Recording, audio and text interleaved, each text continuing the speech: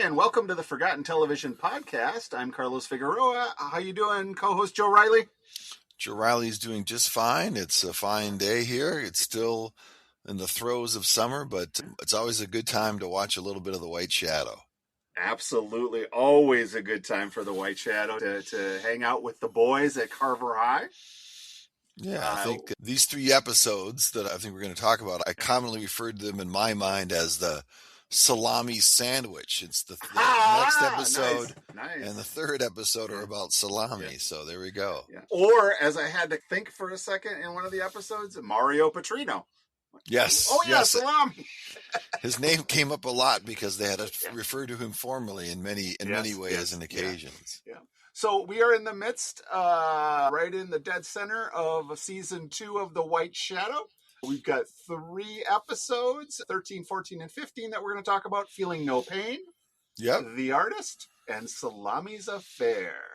Now, I think you just told us before we started. Salami bookends it. It's more bookend than sandwich, but it sounds better. Sandwiches? Yeah. But you pointed out to me, I think, that this first episode, Feeling No Pain, did that air on January 1st of 1980? It aired on January 1st, 1980. Wow. So that's my beginning. We didn't start, as you and I just discussed. We weren't in high school quite yet, but our last year of junior high for us, not middle school, but So I can still remember sitting on watching my little black and white TV and the woman from the Dukes of Hazzard who was hosting the countdown show. Barbara somebody. Barbara Bach. Barbara Bach was hosting the countdown when I was watching that at midnight on December 31st, 1979. But so nostalgic date when I actually saw when that aired. That's awesome. So in this first episode, there's an Easter egg we'll get to here in a second, but let's set it up. Our young man, Mario Petrino, Salami, hurts his knee in the game. And that's a problem because they got a big game coming up. Yep. And then he injured his knee in his very white jeans as he was playing in. I didn't remember seeing them get dirty. Yeah. But he hurt his knee and the pickup game. And it's not just a pickup game. It's a money game that they've set up down at the playground. So hearkening back to season 1 where we had a couple of those gambling on the hardball court outside. So not only did he get hurt, but he got hurt in a way that is sketch. And what was a little strange was, especially in this three episodes, is that Thorpe was there, but Thorpe didn't play. You notice that? He didn't. Yeah, I don't know what's going on with him. And in the next episode, when we talk about that, it's a whole different dichotomy. But I don't know why Salami was there as opposed to Thorpe, because Thorpe's probably considered better than Salami at basketball. So who knows? Yeah, there was an interesting setup in that. And so Ken Reeves takes Salami to his doctor. Ken Reeves left the NBA because of a knee injury, so he goes to his knee doctor. And so we get to see Salami in with the doctor first, and the doctor prescribes him meds. Here, this will make the pain go away, and this will wake you up when the other stuff knocks you to sleep. And so he leaves with 2 very full prescriptions for both uppers and downers. Yeah, and I was just like, 1980, that started. It was, uppers and downers, and I don't ever think a doctor would say, oh, you can play with the pain. Maybe to an NBA player he would. Yeah. He really didn't make a distinction, as he points out later in the episode, between him being just a ball player. They actually refer to the uppers as Greenies. That's right. I've only heard the phrase Greenies in my life when people talk about 60s, 50s, 60s, 70s era baseball. When they say they maybe didn't use steroids, but they used speed, they were taking Greenies. God. It's a very famous thing that Hank Aaron admits to using Greenies. I don't necessarily know that's the same thing as shooting up with testosterone, but that's for a different episode. There you go. But they were dealing with it. I have to say, I don't know if I've said it here and stuff. I'm a child of the 80s, and so there was various experimentation going on in my suburban Minneapolis school. I do not recall uppers and downers and pain pills being a thing at all. I had a work injury pretty young, at 15. I cut off part of my thumb. And I'm trying to think. And at the time, this is when I was 16. I was partying, right? Yeah. I think I would remember if I was given some really good drugs. Yeah. I don't think I was. I honestly, this was well before the opioids, right? Yeah. But still, I don't think that any doctor would have let a high school kid leave with massive scripts of speed. And I just think it's unrealistic. Yeah, uppers and downers were all those movies that we had to watch in class. Yeah. That's how they were referred to. Yeah. And I've never personally had any of those either. I never. The only thing I came close was in the back of magazines. Like, oh, yeah. I don't know, Cream or not Tiger Beat, but like Rolling Stone and stuff. They would have ads and they would have pills that are physically like the pills. Let's say you want a speed pill, but it's a caffeine pill. So they would sell caffeine pills online, but they look like the pharmaceutical, which I'm assuming, because I'm just making an assumption that they were not illegally selling drugs in an ad in the back of Rolling Stone. So, like I said, I think there were those, because I have a feeling, I think people said it makes my hair feel like it's growing. I'm like going, okay, enjoy. So what'd you think of I thought the scenes fairly realistic of the guy who's the high school drug dealer. His kind of character was well played a little bit. Yeah. You know what? And we get to see his markup, right? It was like, what? I'll give you, what was it, 5 for 10? And then he goes, 5 for 15 or 5 for 19 or something like that was what he did. So he was making some profit. And that kind of lent into that whole... Back then, like the bathroom scene was, people were doing all those kind of illicit things, and like it was not a known thing. That's the other thing, is that I knew people, and I'm just, whatever, the statute of limitations had run and we're a different society now. If I wanted to buy, let's say, marijuana in the 80s, I would go to the person. It wasn't like there was a guy in the school with a trench coat going, what do you need? So I don't, at least it wasn't my experience. Maybe other people's experiences are different, but I thought otherwise, though, the whole kind of peer pressure, like his teammates want to share in the bounty. Yeah. These aren't innocent kids. They're like, they want to go for it. They want to try everything. Just like when they were in Vegas, they want to try it. They're going to go out and party. They're kids, right? Yeah. And we didn't really see them affected by it, other than we know the results of the game that they lost. So they basically, actually, no, that's the artist I want to talk about. Never mind. It's a basketball question. It's in the next episode. Yeah. But I do want to note Hotel California. Oh, yeah. His car. His needs a carburetor, Salami's car, because Salami gets suspended because the drug dealer gets busted. And who'd you get it from? I got him from Salami, from the basketball team. And then there's a big hearing. Yep. School board hearing. Yeah. And all the players come. And the good thing is that they all fess up, right? Coolidge is like, no, got him from Salami. Yep. And Ken Reeves is like, what? In that hearing. I found that even in 1980, because I remember that I had to sign a pledge with this Minnesota High School League that you wouldn't do those things. Yeah, you wouldn't drink or use drugs. Yeah. And I don't know, I'm sure it was around in 79 or whatever we had to do in junior high, but I think the final outcome was that they suspended the team. They forfeited 2 games. They forfeited the next 2 games, which becomes important in the next episode. And I was thinking to myself, saying, not a chance, Lance. Those boys would have been a lot more harsh. It would have been.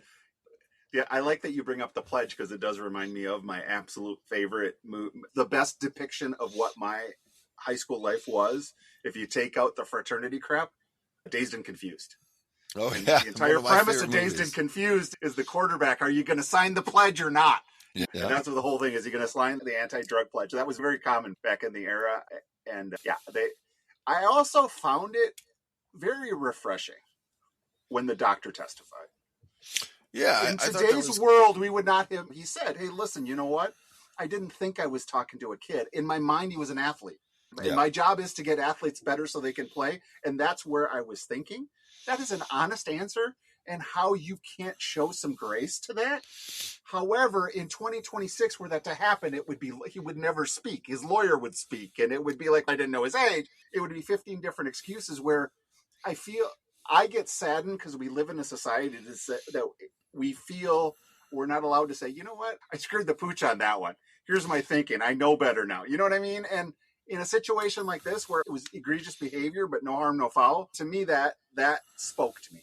Yeah, because don't you think Salami's parents, there'd be a lawsuit against the school? Of course. Oh, my goodness. The other thing, too, is they didn't, obviously, this is 70s television, Carlos, but how is he being treated without parental? Ken Reeves can't get him to a doctor and this and that. But it's television land, so we won't we'll let it. Yeah, I just thought.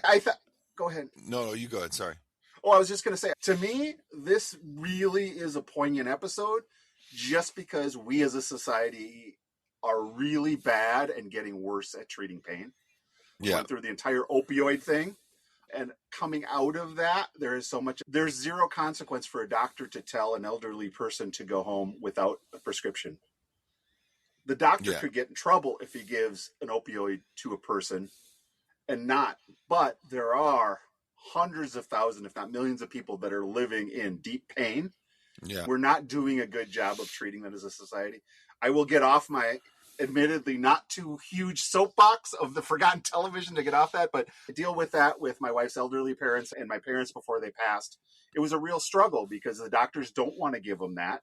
At the same time, when you live 85 years, man, you get some damage on there, and it helps to be able to smooth the edge off for people. Yeah. Speaking to someone whose parents are 88, soon to be 89 and 90, but yeah. I just want to circle back to your phrase about your favorite movie, Dazed and Confused. Yeah. So just on a personal note, the first thing I had to do when I went to Austin, I had to go to that burger joint, the Tip Top. Oh, wow. Because it was featured in the movie. I think it was called the Tip Top or whatever. Yeah, it was. Yeah, that sounds very familiar. But yeah, so that was. I'm a huge fan. Like I said, I think the whole sorority spanking stuff is stupid. Which in part of the plot, I think it's stupid because it wasn't part of my experience, right? And I think Richard Linklater was making Dazed and Confused, not the Carlos Experience movies. But it felt true to me. And at Benilde, we had hazing, but not spanking. We would have our kind of hazing was we had to go to McDonald's and they yell air raid and we have to cross the floor. Yep. So it was I didn't have it as harsh as them. So to me, it was the Moon Tower keg party. Was very similar to the train trestle keg parties we had in St. Louis Park in the 80s. But it just felt really real, the interaction between men and women, the alpha males being dicks to people. It resonated with me. But let's move on to what I think a show I didn't remember, an episode I didn't remember, but I think is a really, really good episode, which is episode 14, The Artist, where we find another dimension to our friend Thorpe. Yeah, and Thorpe is obviously really into basketball, but again, we find out that he is a budding artist who has got quite some talent. He's very talented. Yeah. But he has Earl Woods kind of father who has got him out there in the backyard, in the driveway shooting hoops late at night and working on his moves because he's got a plan for the boy to make it all the way. And it's the kid's dream too. And those are some hard things because that's a real experience people have, right? Yeah. And that guy who played the father was Boomer from Battlestar Galactica.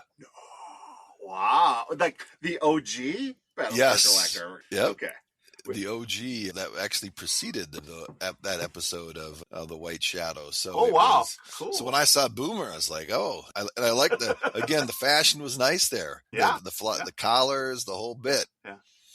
Oh, I got to stop us. Get it back. I'm going to rewind. I'm not going to edit it, but I forgot the Easter egg from episode 13, and I don't know if you got it. So when the drug dealer gets busted, Miss Pringle is in Ken Reeves' office and sees a thing of pills and says, "Where'd you get that?" And he goes, "From my doctor." And she goes, "Miss Pringle just confiscated pills." Oh, so the name of the teacher is the actress's name. Yeah. So I just noticed that Miss Pringle. So apologize. I forgot to include that before. Back to Thorpe. One thing that's said is Reeves has found a small college, I think in North Carolina, and a scout is going to be coming to see Thorpe play. Thorpe's like, are they going to get basketball program? And Reeves, the unsaid part is Reeves is you're going to use basketball to get a free education. Yeah. And that's the goal. And clearly Thorpe is on it. What is going to get me to be playing for the Lakers? Yep. And he refers to that a lot on the walking on the train tracks, kind of an image that comes out occasionally throughout this first two seasons too as well. But Thorpe and has that dream as well, but he slowly realizes that not just talking to that teacher, but just saying him comparing his size to Coolidge, right? Yeah. That he might not have, there's doubt in his mind, even though he's pretty confident outwardly. Yeah. To me, I've called out Haywood because I feel like he is the heart and soul of the team, at least from a, I don't know, communicator with Reeves. But Thorpe is a sharp kid. He is a sharp kid. He's a kid, but he's a sharp kid. And I think he's getting it, right? He's figuring it out.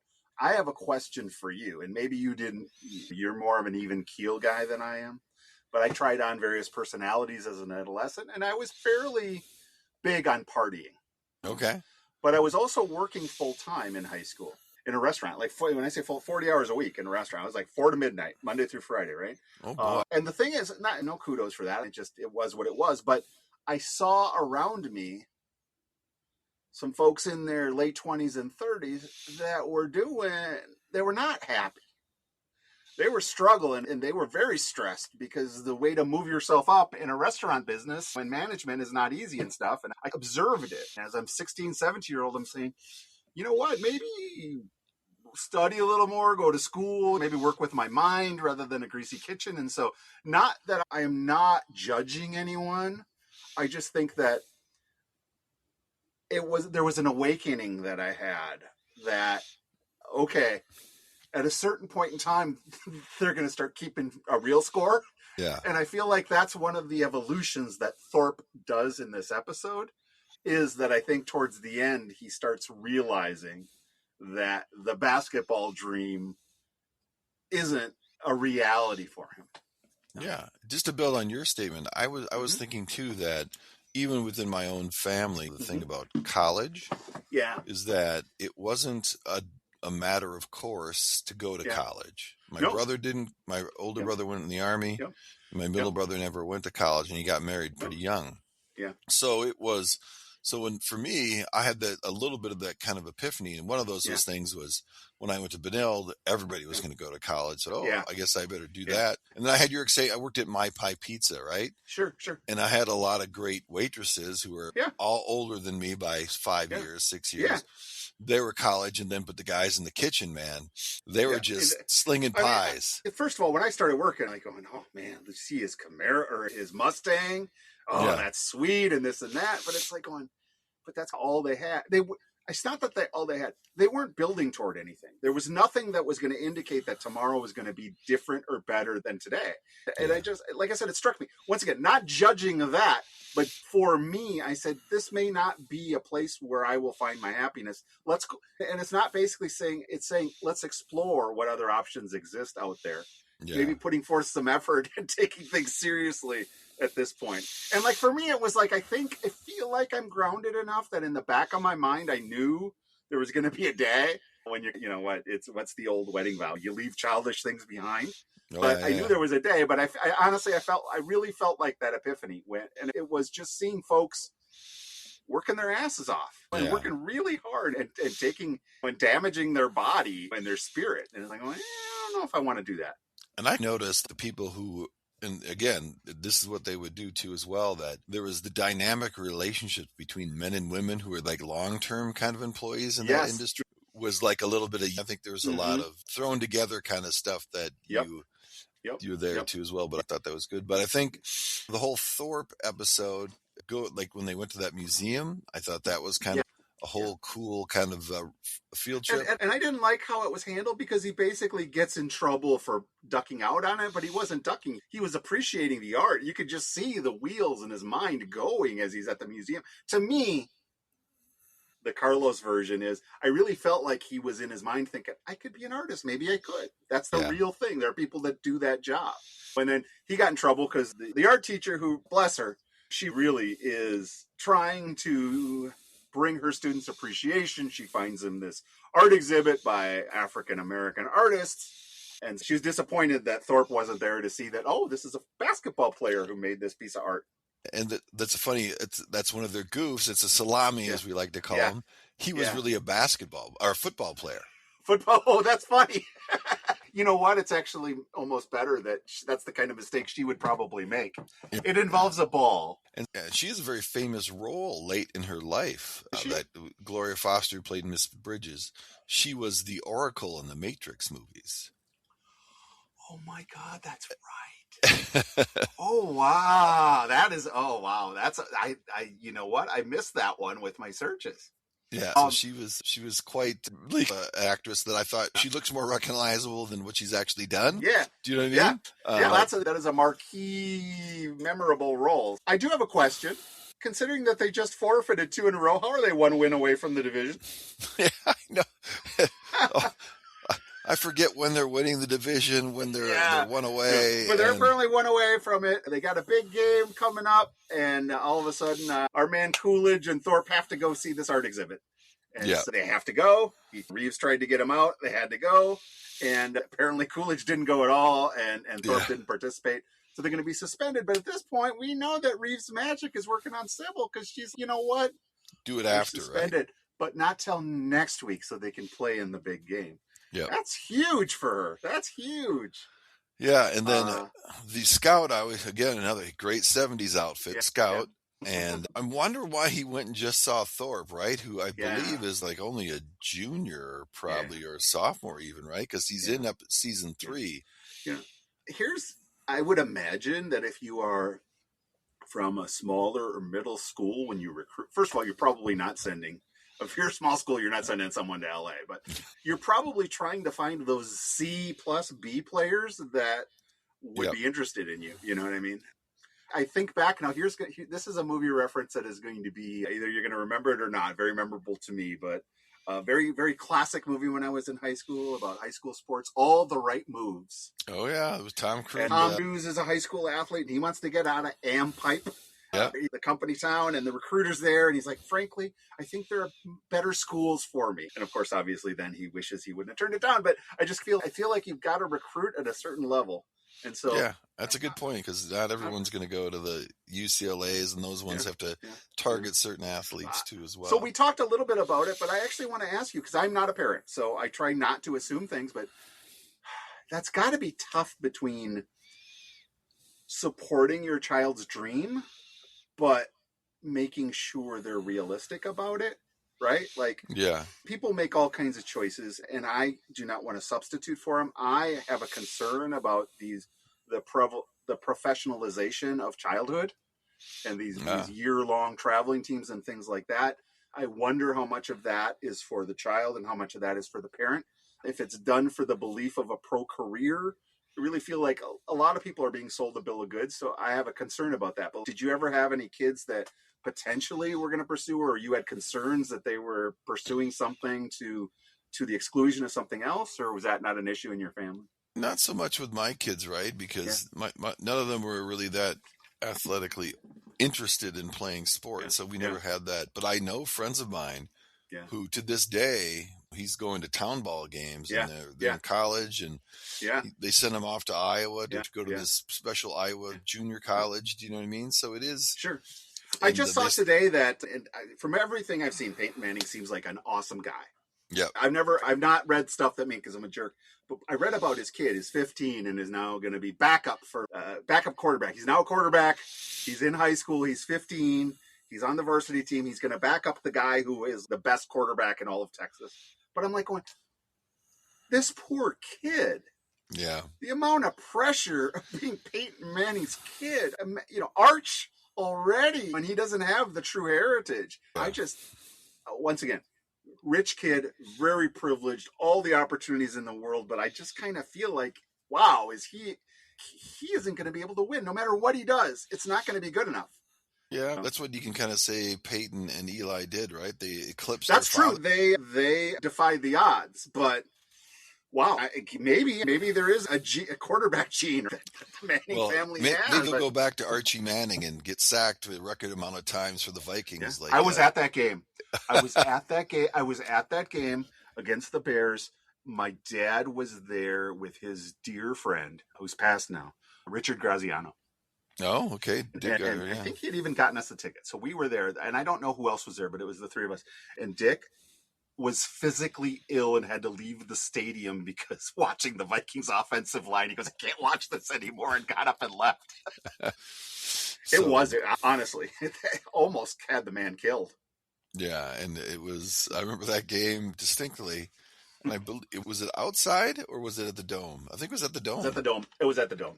Yeah. Yeah, and it was it 13 sacks, I think. And That was that vaunted Buddy Ryan defense. And yeah, it was and Archie Manny's an old man at that point. Or not Archie. Yeah, Archie was an old man at that point. Yeah, that was a harsh thing. But the only thing I had a quibble with about this particular episode was when the teacher encouraged Reeves to tell Thorpe that he's not going to be good enough to play in the NBA. Yes. He would, any person, any coach would soften that by saying, hey, you have this great talent, and not just say you're not going to make it to the NBA and tough luck, kid. That's why I asked that question, because it's whose responsibility is it to kill a dream? You don't want to kill a dream. At the same time, if you think back to the Saturday Night Live skit about the two men that were trying to make men synchronized swimming a sport. Oh yeah, if you remember that. But if your dream is that out of left field, but I think Thorpe's a perfect example, because it's like, if he turns down a chance to get a scholarship because it's not a good enough pro program, I think he's probably making a mistake. Yeah. But you're just saying, yes, give him the message, but just massage it. Say, hey, you're good at art. Maybe that's the way that you're going to make your career. But Ken Reeves, in an earlier episode, does speak about dreams. He says, dreams die hard, but they die a little easier if you kill them yourself. But it was, so it was interesting, that whole episode, because as we've talked earlier, I don't recall this one at all. Yeah. So we're going to have some amazing show notes. I've got another obscure reference, but it fits in perfectly here. Remember the television show Evening Shade? Yes, Burt Reynolds, Burt Reynolds, yeah. So in the show, I did not watch it, but I remember this scene. In the show, Burt Reynolds' son wants to be a high school quarterback. And Bobby Bowden, which is the college coach that Burt Reynolds had, he comes and talks to him. He goes, son, you're never going to be a Division I college football. You're not big enough. You know what I mean? And that's what Bowden gives the message, like, ain't going to happen. Stop thinking it. And I'm like, oh, wow. You know what I mean? That's the right message. I just don't know if that's the right delivery, particularly from someone who is considered a hero, right? Yeah. And obviously Burt Reynolds in real life was the Florida quarterback way back when. Yeah. All right. Okay, hold on. Here, I got a little sports trivia for you. Who was Burt Reynolds' roommate at Florida State University? Oh, who was his roommate in Florida? I can't think. It's one hint. You've seen him wear big mascot hats. I'll help you out. Lee Corso. Oh, really? Lee Corso, college roommate of. Interesting. Lee was on the team? Lee is interesting. Retired now, right? He was a pencil salesman or something. Yes. Yeah. Yeah. So, anyway, small world, but all right, let's move on. Unless you got something more on a titillating episode, if you will. Salami's affair. Yes, this was an episode that this would be, in today's world, there would be lawsuits flying. It would be on the news. It would not be as... This probably is... I honestly don't think that things necessarily get worse or bad behavior gets worse. I just think we hear about it now. Yeah, so I think agree. That but to me, in trying to remember being in the 70s, that's a shocking possibility that a teacher and a student could have a relationship of any kind.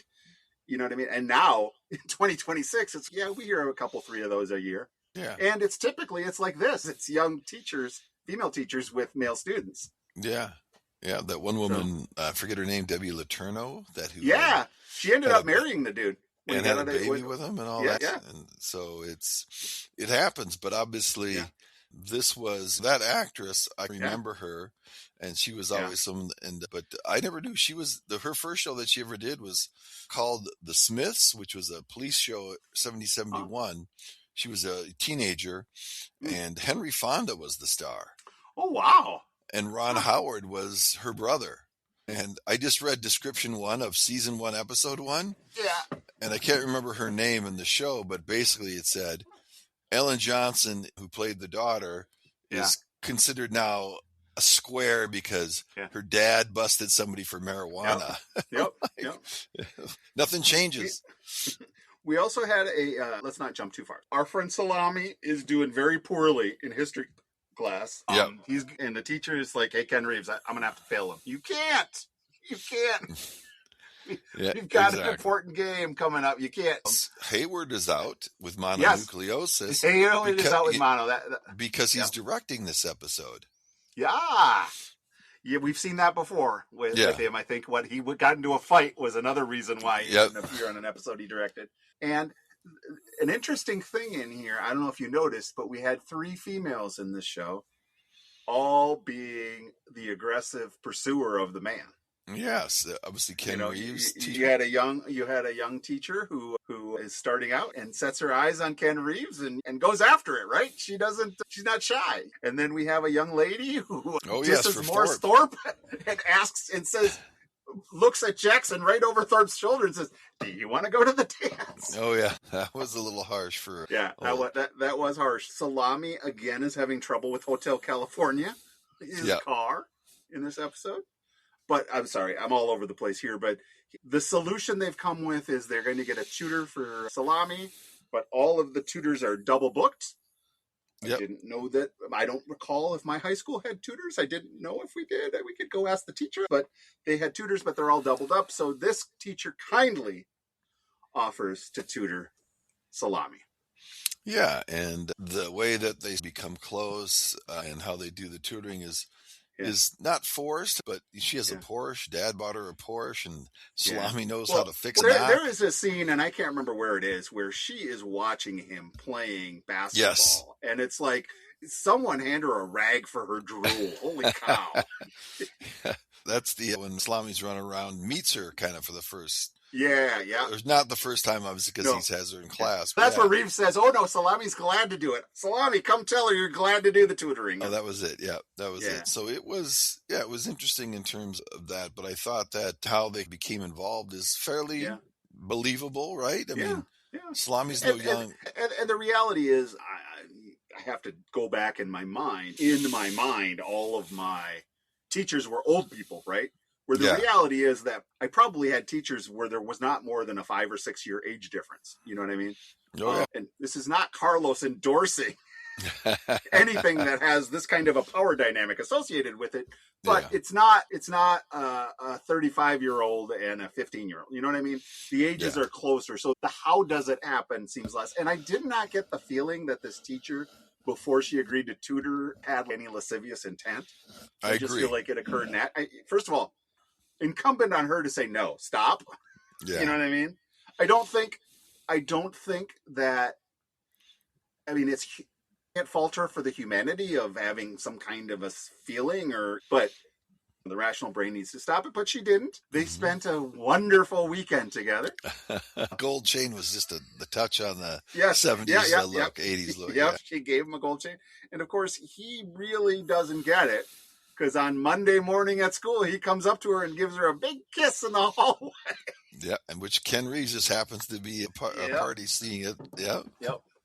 And so from there on down, they're busted. And then she takes the coward's way out.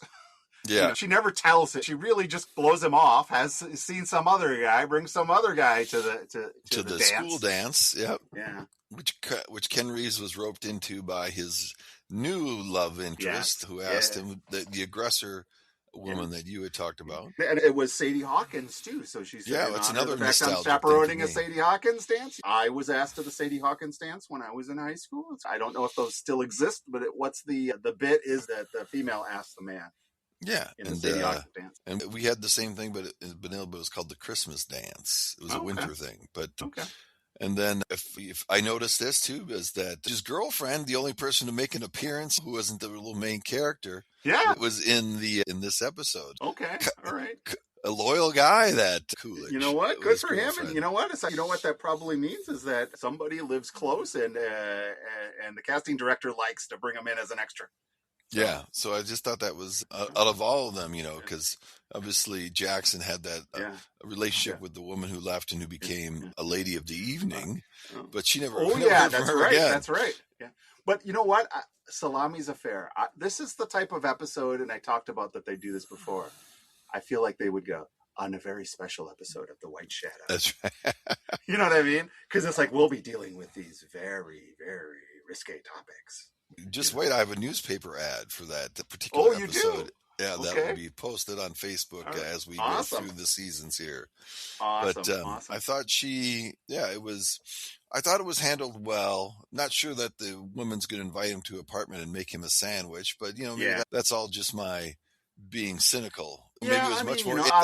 Obviously, I'm not going to use the word because I'll probably use it wrong, but her modus operandi, if you will, was kind of that. There was the normal tutoring session. Then there's like, oh, okay, can you help me fix my car? And it's like, oh, you're all sweaty. Why don't you come to my place? I'll make you dinner for all your hard work. You know what I mean? Yeah. And each step. And what's really interesting to me is if it was a male teacher and a female, every single step along the way will feel calculated. Oh, yeah.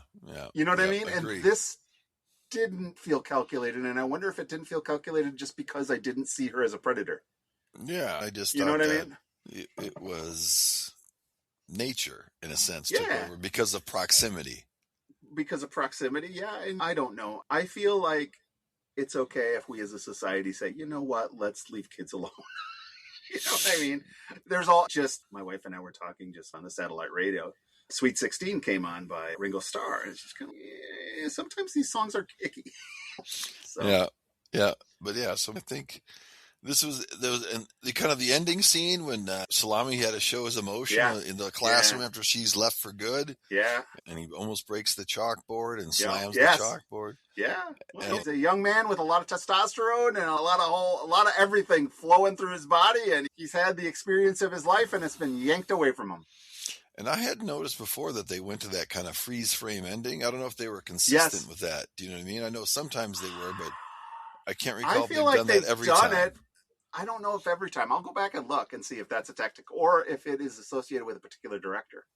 Yeah, that could be. That would surprise me. Maybe it's a Haywood, because I think I talked about one time, like he was getting some shots from like the vantage point of underneath the bench in the locker room. So I think that he's experimenting. He's flexing his new director muscles. Yeah. And I think I'm trying to think for all three of these episodes. Yep. What Abner's role was. Do you know what I mean? I can't remember. I feel like he's background noise. And actually, like looking up the episodes coming up, I don't see him highlighted. Yeah, I can't remember what was the first one that we talked about. Yeah, he was sort of. Oh no, Carlos, that's not true. That's what I wanted to mention to you. Just to go back to the artist episode. Yes. There's a scene where Thorpe comes in and those guys are playing cards. Yeah. And Thorpe's trying to figure out, hey, what are you guys doing? You're just wasting your time. What are you guys doing when you're going to graduate? And Jackson says something, someone else says something, and Goldstein says, I'm going to be a lawyer. And Thorpe goes, great, we're going to have 2 thieves and 2 liars.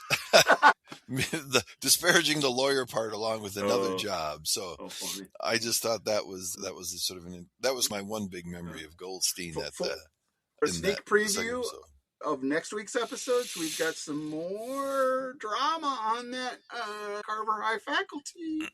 I'm just saying. Oh, I saw that's coming up. Yeah, and then isn't it the next one of the golfing one, isn't it? Yeah, the golfing one where we got, I'm assuming, is a fish out of water story. The inner city kids are taken to the posh country club. Yep, I just remember, and obviously I don't want to spoil it for everybody, but one of the funny things that they do as the preview there was some members saying, hey, we don't allow black people to play golf course. And Reeves go, hey, Coolidge, this guy's got something to tell you. I thought that was funny. So, I've seen this episode, and I remember this episode. Yeah. So I'm really, and there's a line from it that it'll end up on the Facebook page as one of our quotes that Coolidge utters. Okay. So all right. I look for it. I'm not thinking of it right away. And then, so we got links. We got the stripper and Gonna Fly Now. So we'll be dealing with sexuality, potentially in the workplace. And then we've got a final, the Gonna Fly Now is back to substance abuse. Yeah. Phil, the manager, makes his triumphant return as though he does. He does. And he had a little funny line in the. He did. In the what was it? It was something about do you want me to do something or I can't remember it now, but I know what you're talking about. He did have a line in the gym. Yeah, he said, "Oh, you really fought back. You really stood your ground on not going to the Sadie Hawkins dance." Something to that effect. That was it. The thing is, it's like, did you get the impression? We're really running long, but I couldn't tell if Reeves knew he was getting picked up or not. Because he kind of was smiling like he knew he was being flirted with, but I don't know if he knew that she had him nibbling the line and she was reeling him in. Not that first scene when I think she left. He seemed a little confused, but I think when she came up and asked him, he was pleased that it actually happened. Sure. And single in the car. And now, was that civil? Basically saying it's like, hey, single basketball coach, single new teacher? I don't know, but we never see her again. No, actually, it wasn't Sybil. It was the tutor, the other teacher that introduced him. So. All right, good. Joe, this is great. Like I said, we're running a little long here, but I feel like we touched on some meaty issues. Yep, and we're getting down there in this season, so we're getting there. We are. I think, 1, 2, 3 more episodes will be done, and then we'll be on to the short season 3, and then we've got to decide. I was looking at trying to put a poll up on our webpage for the next possible show to do, but unfortunately, you can't do polls unless you're a group. So Facebook took away the ability to do polls, but there's some other ways to do it, but I'm going to definitely try to get some community feedback. I still have kind of what I want and what I think would be best. Joe and I will have to work through it, but I'd love to hear other people's feedback. Yeah. So great. Carlos, always a good time, and we will see you next week. Sounds good. Talk to you later. Bye now.